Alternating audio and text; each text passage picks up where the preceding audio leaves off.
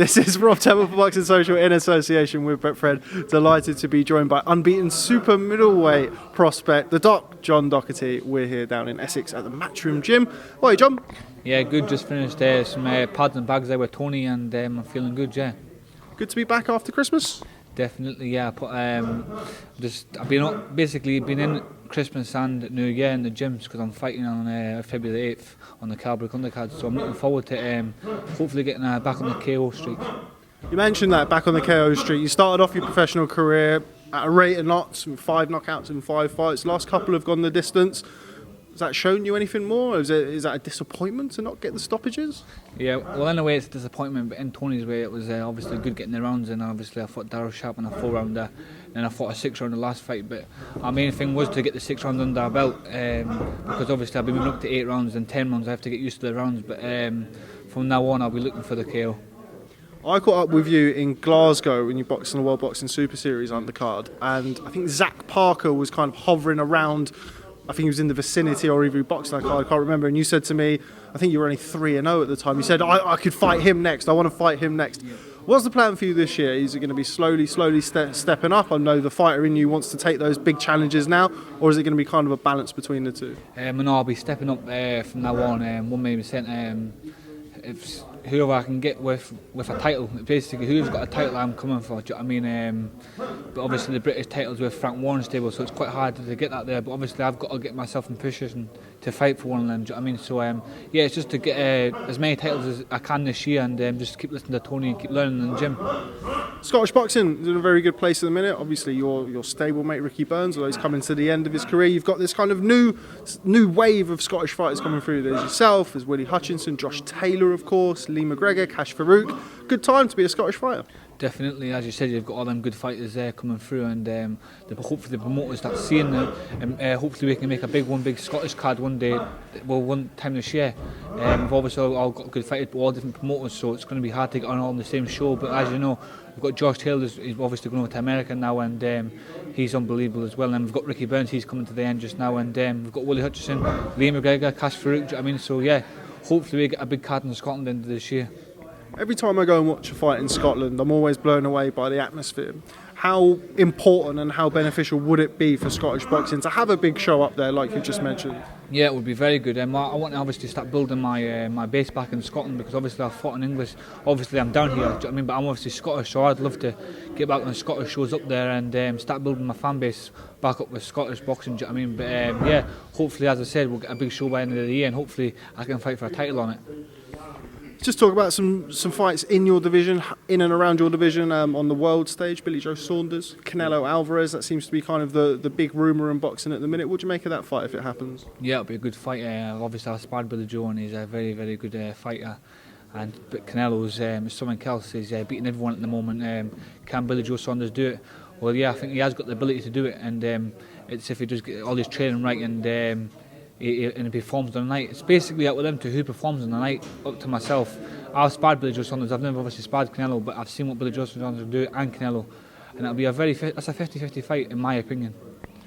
You said you've sparred Billy Joe Saunders. What's that like? I've spoken to a couple of people who have sparred him and say he's a nightmare. Is that how you found it? Yeah, he is a nightmare. Obviously, I was taller than him, and it was when I just turned pro. It was last year, and I was a lot taller than him, but he changed I had the range on him, and he changed it up straight away. He's a very clever fighter, Billy Joe Saunders, and I rate him really highly.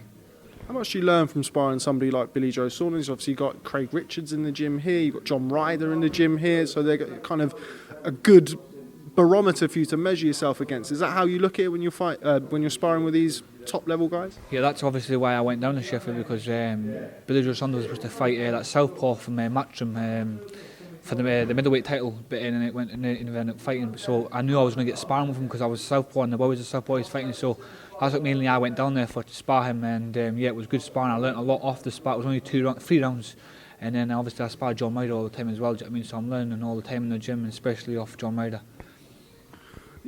Your amateur career, I mean, you boxed and had a lot of success when you boxed as an amateur. You're still very early. You've had 7 fights as a professional. Do you feel like you're now settled into life in the professional ranks? Yeah, I'm getting the hang of it now. I am, and just setting my feet down and not as working like.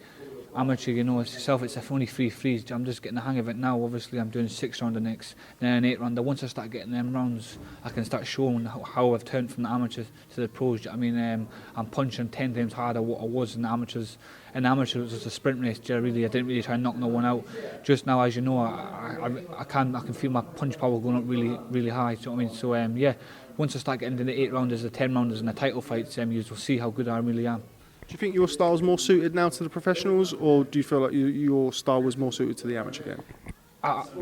When I was amateur, I would never think my style would be good as a pro. But Tony's changed me, and now, yeah, I think I'm more suited to the pros. And I can box, I can fight, I can do 2 other things. In amateur, I didn't really fight; I just really boxed. I just wanted to get the 3 threes out of the way. Really, here you've got plenty more time, and it suited me much more the pro game. Before I let you go, we've mentioned his name in this interview, John Ryder. So last time we saw him in the ring was against Callum Smith. I think it's fair to say quite a controversial decision loss to Callum Smith in Liverpool. How did you see the fight? I'm not just being biased because I heard Tony say in the corner, win these last 2 rounds and you've won the fight. Well, he won them last 2 rounds, and I had him win anyway before he won them last 2 rounds. And then at the end of the fight, I was actually jumping up and down. I had it on my phone, thinking we've got a world champion in the gym, but it wasn't to be. And I had him winning by probably 2 or 3 rounds. John Ryder, yeah, winning 2 or 3 rounds. John's quite a what word do I use here? Quite a level-headed guy. Doesn't take too many things to heart. Looks like he takes things in his stride. How has he been since that loss to Callum Smith?